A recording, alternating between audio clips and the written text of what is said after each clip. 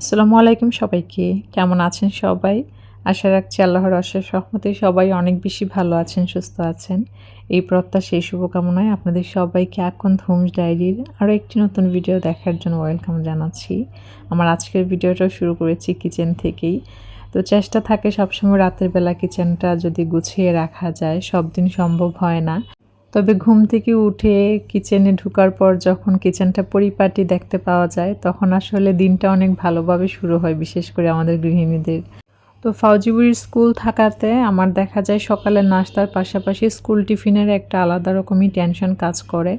Last ভিডিওতে তো আপনাদেরকে বলেছিলাম যে আজকে আমার মেনু প্ল্যানটা শেয়ার করব। তো নিজেদের জন্য যেভাবে করা আছে সেটাই আপনাদের সাথে শেয়ার করব। আবার যখন ফাইনালি সুন্দরভাবে রেডি করতে পারবো সেটাও শেয়ার করব ইনশাআল্লাহ। তো গতকালকে রাতে হচ্ছে আমি পিনাট বাটার রেডি করে রেখেছিলাম। আমি আসলে মেনুর মধ্যে নাস্তা আইটেমগুলো এমনভাবে রেখেছি যেন সকালবেলা ওদের নাস্তাও হয়ে যাবে, একই নাস্তা আইটেম আবার ওরা টিফিনেও নিতে পারবে। আর বিকেলের নাস্তার ক্ষেত্রে একরকম। তো আবার আরেকটা বিষয় মাথায় রেখেছি, সেটা হচ্ছে যে একটা আইটেম দিয়ে অনেকগুলো আইটেম করে ফেলা যাবে, মানে সহজে যতটুকুন করা সম্ভব হয়। তো যাই হোক, আমি তো পিনাট বাটার রাতেই রেডি করে রেখেছিলাম। আর এটা বানানো খুবই সহজ। আই থিংক এটা আমরা সবাই পারি। আর এই একটা জিনিস রেডি থাকলে বাচ্চাদের নাস্তা নিয়ে খুব একটা প্যারা নিতে হয় না। আমার কাছে মনে হয় খুব কম বাচ্চাই আছে যে পিনাট বাটার পছন্দ করে না ব্রেডের সাথে। আর এই নাস্তার পাশাপাশি যদি একটা ডিম সিদ্ধ খেয়ে নেওয়া হয় তাহলে কিন্তু একদম ভারী একটা ব্রেকফাস্ট হয়ে যায়। যদিও বাচ্চারা অনেক সময় একটা আইটেমের বেশি খেতে চায় না। আর সকাল সকাল বাচ্চাদের কি বলবো, নিজেদেরই কিন্তু দেখবেন খেতে মন চায় না। তো ফাউজিপুরিকে বলছিলাম যে ডিম সিদ্ধ করে দিব কিনা, ও বলল না। তো নাস্তা পর্ব শেষে আপনাদের ভাইয়াকে খাবারটা দিয়ে আমি চলে আসলাম বেড গুছাতে। কারণ আজকেও মাছের বাজার আসবে, আপনাদের ভাইয়া বলল যে মাছ নিয়ে আসতেছে। তো ভাবলাম বেডগুলো আগে গুছিয়ে নিই। গত ভিডিওতে যখন মাছের বাজার গুছানোর গল্প করছিলাম, তো ওই ভিডিওতে হচ্ছে আয়েশা আক্তার আইডি থেকে আপু লিখেছিলেন যেদিন বাসায় মাছের বাজার করা হয় ওই দিন রান্নাঘরের সাথে সাথে পুরো বাসাটা যেন মাছের গন্ধ হয়ে যায়। একদমই তাই। কমেন্টসের জন্য অনেক অনেক ধন্যবাদ আপু। আমি তো মাঝখানে হচ্ছে অনেক দিনই এমন হয়েছে যে চিকেন আনার পরে রেখে দিতাম যে আচ্ছা ঠিক আছে, আমার হেল্পিং হ্যান্ড একটু কেটে সুন্দর মতো ক্লিন করে দিবে। তো দেখা যায় ও যখন ক্লিন করে কেন যেন মানে মানে গন্ধটা যায় না, ওই সিঙ্ক এরিয়া হোক আর কিচেনের হোক। তো ওই কারণে এখন আমি আর ওকে দিয়ে এই কাজটা করাই না।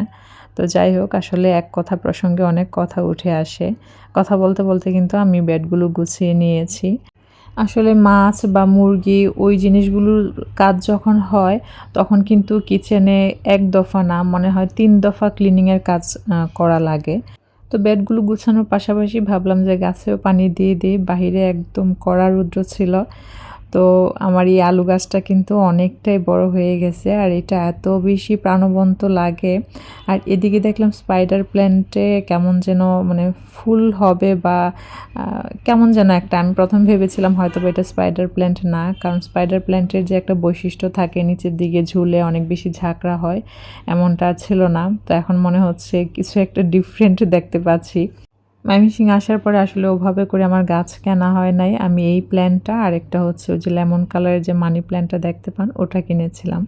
তো যাই হোক, অফ ক্যামেরায় আমি রান্নার সব প্রস্তুতি নিয়ে রান্না শুরু করে দিয়েছি।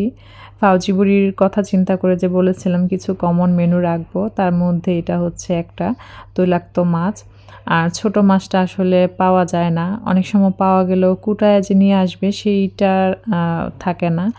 তো ছোট মাছ কোটাটা আসলে একটা ঝামেলার কাজ।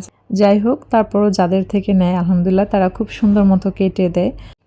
তো এখানে হচ্ছে আমি অফ ক্যামেরায় শাকটাও রান্না করে নিয়েছি। আর শাকটা এটা কি বলবো, শাক রান্না করতে গিয়ে মনটাই নষ্ট হয়ে গেছে, এরকম একটা অবস্থা।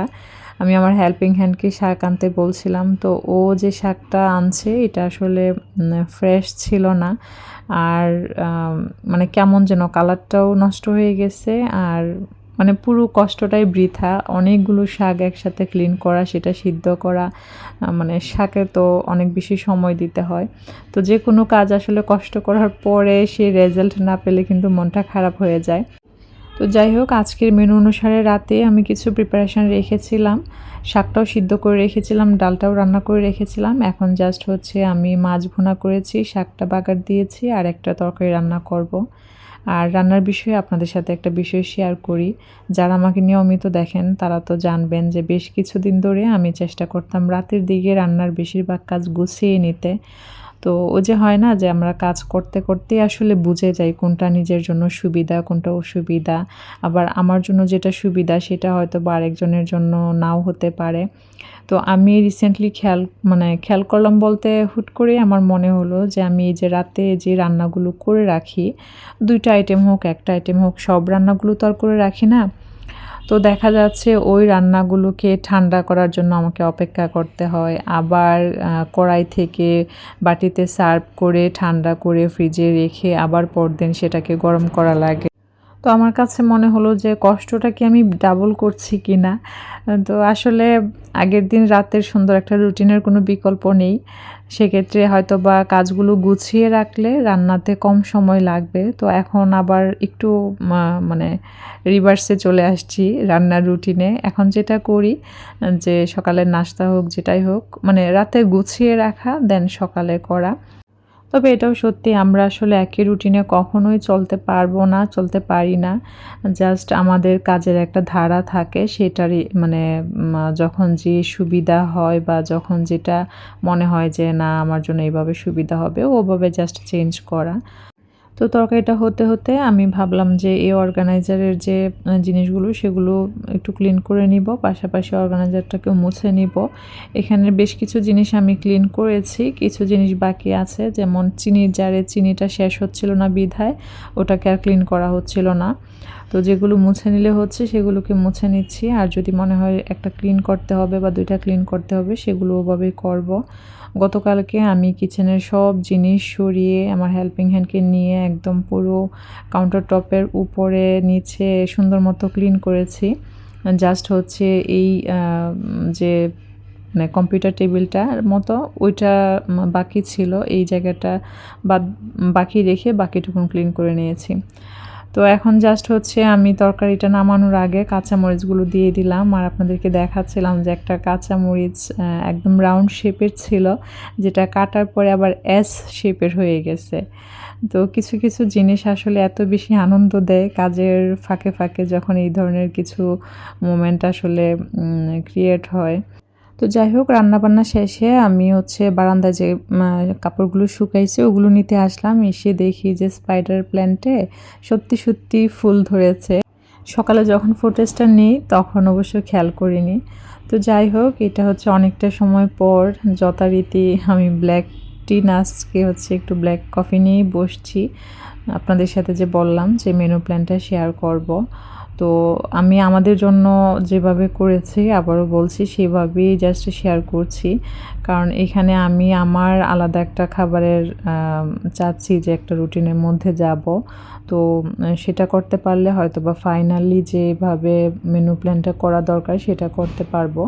তো এখানে জানি না কতটুকুন বোঝা যাবে।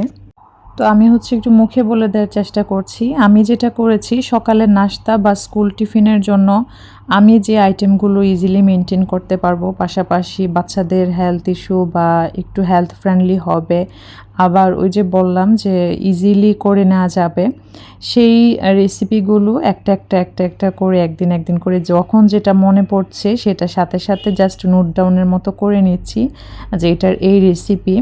যেমন এখানে সবজি পাকোড়া লিখেছি, যেটার রেসিপিটাও লিখে রেখেছি যে সব ধরনের কুচি দিয়ে মানে কিভাবে এটা করি। দেখা যায় অনেক দিন না করলে না পরে আর মনে থাকে না। আপনারা চাইলে একটু পজ করে বা স্ক্রিনশট দিয়ে তারপরেও দেখতে পারেন। তারপরে যেমন ভেজিটেবল ব্রেড পিৎজা, তারপরে হচ্ছে ভেজিটেবল মোমো, চিকেন মোমো, তারপরে যে ব্রেডের ভিতর সবজি পুর দিয়ে ব্রেড কাবাব, মানে এটা কিভাবে কি দেখা যাবে যে আমি যখন লাইনটা দেখবো সাথে সাথে আমার মনে পড়ে যাবে। তো এইভাবে করে আমার মানে যখন যেটা মনে পড়ছে যে হ্যাঁ এটা বাচ্চারা পছন্দ করে আবার আমার জন্য ইজি হবে, আমি জাস্ট হচ্ছে একটু লিখে নিচ্ছি, তারপর হচ্ছে সেই অনুসারে হয়তো বা প্রপার যে মেনুটা সেটা করতে পারবো। দেন দুপুরের মেনুতেও সেম, ওই যে বললাম যে ফাউজির চোখের ইস্যু, তারপর জাহিনের আইবিএসের ইস্যু, সব কিছু চিন্তা করে ওইভাবে করে দুপুরের মেনুটা কী কী হতে পারে সে অনুসারে একটা চার্ট করেছি।